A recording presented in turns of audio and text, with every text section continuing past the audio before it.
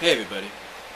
You know, yesterday, as pretty much as all of you know, I got issue 250 in the mail. Sonic the Hedgehog issue 250. Thus marking the end of the third act, as many people put it, of the Worlds Collide crossover between Sonic and Mega Man. And I want to look at these first three parts, and I can say that it's been alright for what we have seen so far. I mean, I will have to give, and I hate to say this because I know some people will be pissed about it, but I have to give Sega some bit of credit for allowing Ian Flynn to write a story to where the main game characters of Amy, Tails, Blaze, Silver, the Chaotix, Knuckles, Shadow,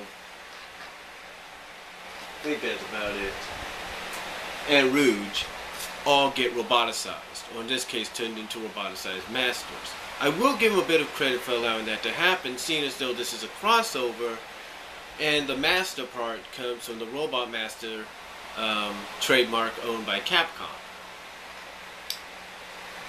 So I will give them that credit. And it did seem like a good idea at first, because basically you have characters, you basically have Sonic's closest friends fighting him, and he really doesn't want to hurt them that much. All he wants to do is probably knock them down long enough to where they're deactivated, and they can take them someplace, presumably to Dr. Light, and see if they can get de-roboticized. So I will give Sega a bit of credit for allowing that to happen, seeing as though they're very restrictive of how the game characters can act, basically what can be done, I should say, to the game characters, what certain things can and cannot be done. So I will give them credit there. However, I do have to agree with some of the fans when I say that the de-roboticizing part, wasn't the best way to go. Again, as I mentioned before, the copy chip, the spin dash copy chip combo, with Sonic and then Mega Man, seemed like a good idea at first, because basically it was a two-step deal, and you could have written it in any way, like, okay, Sonic knocks him down, Mega Man could try to blast him, but Mega Man misses or something. Whatever. I'll give him the credit that works. However, like some other fans, I don't agree with the fact that all of a sudden you have Tails, after he's restored, modify Mega Man's weapon to where it's now just a spin dash shot, and boom, that's it. So I do kind of understand how some fans feel about that. It's not, basically it's a cheap cop-out as far as they're concerned. But I do like the fact that, with the exception of the characters that did not appear, like Big, like Cream, like Marina, and like Vanilla, and even Shade and Tikal, that at least Sega allowed, I guess you could say, the main game characters, like I said, with the exceptions of the ones I mentioned, to be turned into robots. And again, like I said, this is something they don't really do unless they're told the character is going to be restored within a short amount of time. And of course, that's exactly what this crossover does. It restores the characters in a short amount of time. For example, Tails gets restored in like the first 2 to 3 issues. Basically gets restored within the first act. Blaze and Silver and the Chaotix within the second act. And of course, Shadow, Rouge, Knuckles and Amy, all within the third act. So basically, one credit you have to give them is they separated the de-robotization of the characters by acts. And it's kind of surprising that they had Amy and Knuckles remain roboticized the longest.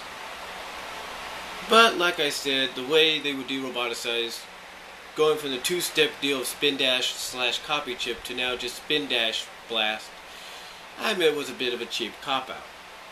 And I still stick by what I said at the message boards, as well as what I've said in videos.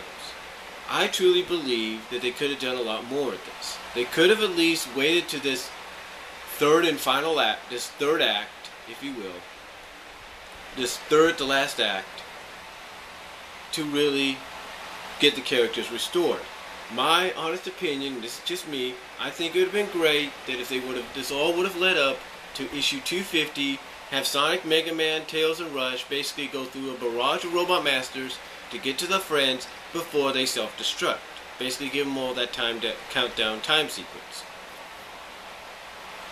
Another thing as well is I think, and again, you could question this all you want, I think it would have been great if they would have allowed Eggman and Wily to give the roboticized masters, in addition to the powers that they gained based on their personalities and based on who they were, in addition to the powers that they had based on personalities and who they were, I think it would have been great if they would have given them the ability to combine into one giant robot master. I mean, think about it. You could have, let's say, for example, you could have Blaze and Shadow, or Blaze and Silver as the legs. Or let's say, no, Blaze and Silver as the arms and hands and arms. You could have Amy and Knuckles as the legs. You could have the Chaotix sort of bunched together on, bunched together as, well, you could have the Chaotix combined together into like a weapon that this roboticized Master Giant would hold. And you could have Rouge. Okay, let's look at it this way. You could have Rouge and Amy as the legs, Blaze and Silver as the arms, the Chaotix as a weapon, Shadow as the chest, and Knuckles as the head. Or vice versa on that. Knuckles as the chest, Shadow as the head. You kind of get the idea, and the Chaotix as a roboticized weapon. That would have made it a lot more climactic and a lot more interesting, because basically, let's say you're new to the comic and you don't know what's going to happen, this would have really grabbed your attention. Yeah, I know some people would say it sounds like you're taking a page out of Power Rangers. But guess what? There have been many other stories out there in comic books, in animes, in cartoons, in live action, whatever, to where things like what I just mentioned similarly have happened. They have happened very similarly, if you know what I mean. It's been very similar. So I truly think that would have worked out in the best of interest. I really do. I really do.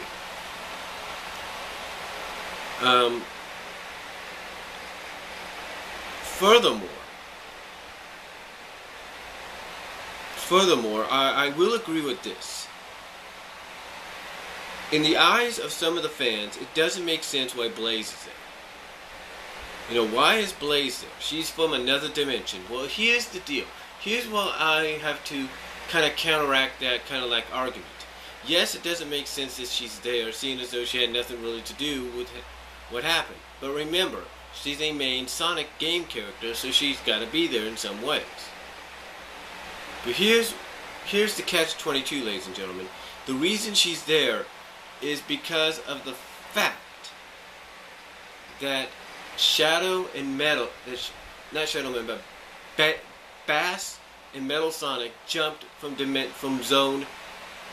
basically warp ring themselves from place to place, dimension to dimension, right? Who's to say they didn't warp themselves into Blaze's dimension and capture her? You got to think about that. Sure, we didn't see it happen, but it happened. And again, also, if you want to argue, it's also because Sega wanted her in there. Whoop-de-doo. Now,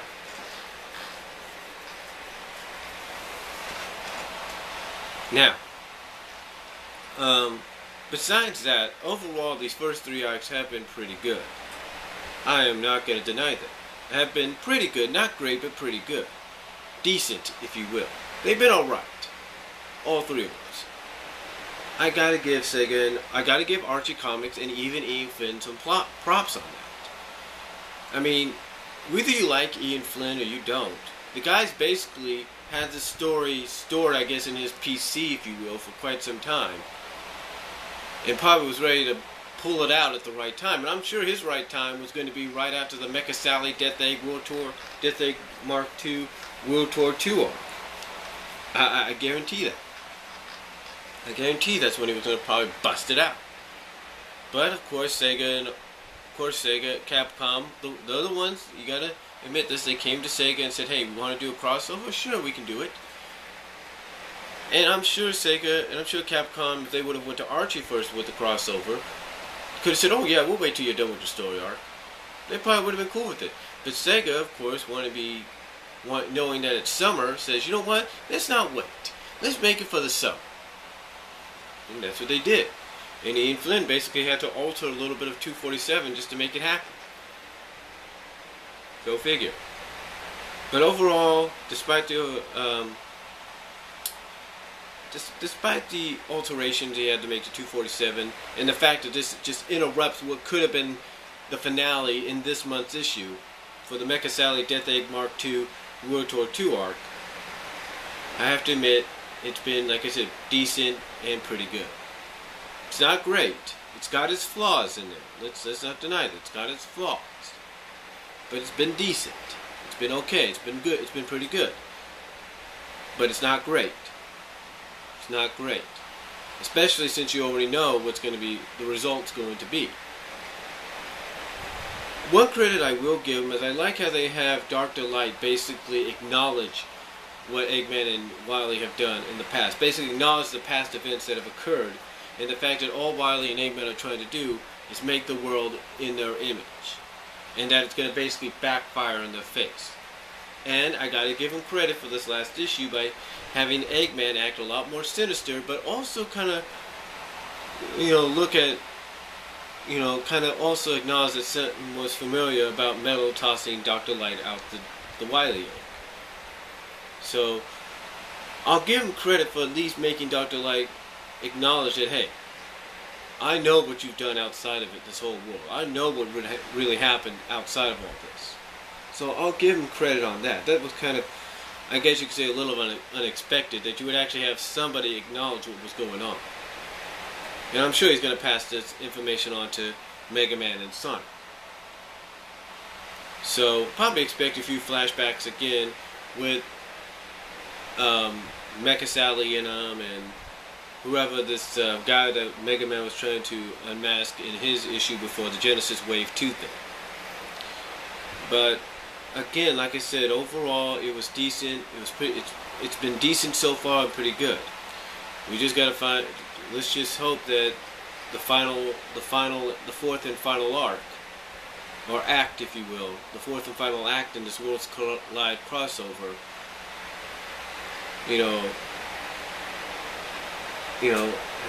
allows it to go out on a high note, despite the fact that we already know what's going to happen. But allow it to go out on a high note. And I will give them credit with 250, at the end of 250, as I mentioned in my review.